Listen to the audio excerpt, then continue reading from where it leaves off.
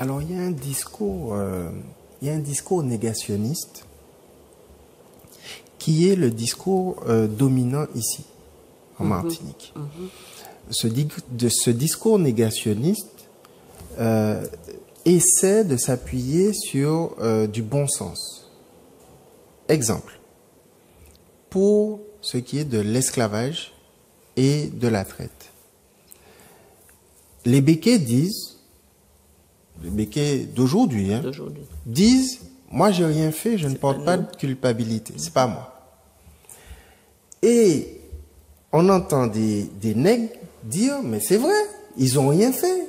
Vivons ensemble dans cette république fraternelle et humaniste. À cela, je vais faire du droit pour leur répondre en leur expliquant, par des analogies faciles à comprendre, que pendant la Seconde Guerre mondiale, des Allemands, des nazis, ont confisqué des tableaux juifs, des biens juifs. Ont déporté des juifs dans des trains et dans des camps de la mort comme dans des camps de travail, similaires à nos habitations, ont exterminé, soit directement, soit par le travail, des juifs. Pas que des juifs, mais des juifs.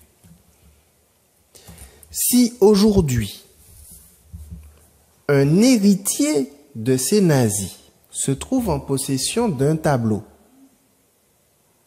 ou qu'il a des parts dans les entreprises qui faisaient de la déportation comme la SNCF, ou qu'il est propriétaire de ces habitations comme travail, comme Dachau, Buchenwald, Mauthausen, Auschwitz, il se trouve aujourd'hui vivant en situation de recel de crimes contre l'humanité par la simple acceptation de son héritage.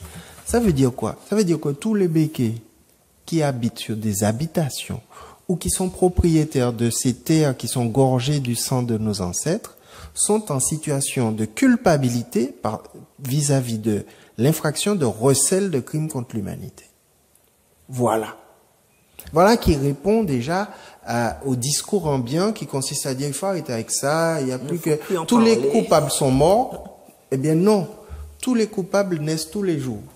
Dès qu'un propriétaire d'habitation fait un enfant et que cet enfant hérite, il le place en situation de devoir accepter l'héritage, donc accepter un bien qui est... Ou l'héritier renonce au bien. S'il renonce au bien, ça vient dans le domaine public et là, il n'est pas en situation de recel. Mais si volontairement... Et d'ailleurs, il y a certains types de propriétés, puisque on sait que les actes qui sont chez les notaires sont des actes de succession. Eh bien, on a vu certains notaires afficher dans leur cabinet ou afficher ou publier des actes de propriété des béquets où on voyait tant de terre, tant de cochons, tant de veaux, tant de vaches, tant de moutons, et tant de négrillons, tant de négresses, tant de nègres, sur le même acte. Absolument. Et ça prouve le lien qui existe entre la propriété des biens et la propriété des hommes.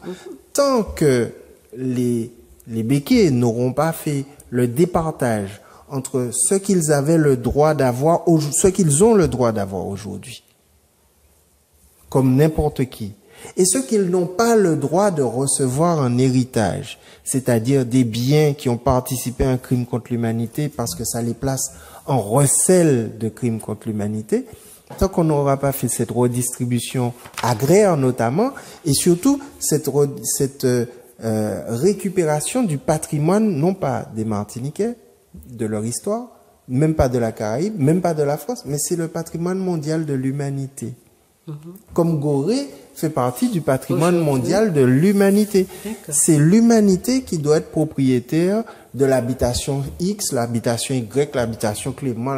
C'est pas nous.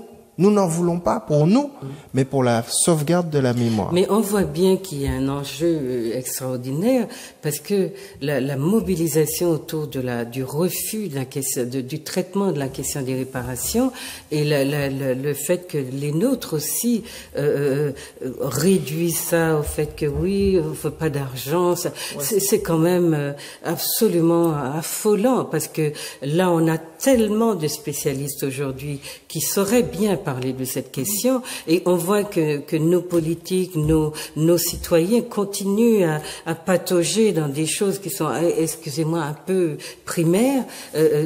Oui, c'est très... Enfin, je pense qu'il faut qu'on mûrisse aussi dans la façon qu'on a, non pas de se laisser dicter de comment on va traiter d'une problématique, mais de comment par rapport à nos intérêts et à ce qui nous a été fait, nous jugeons qu'il faille discuter et poser ces problématiques.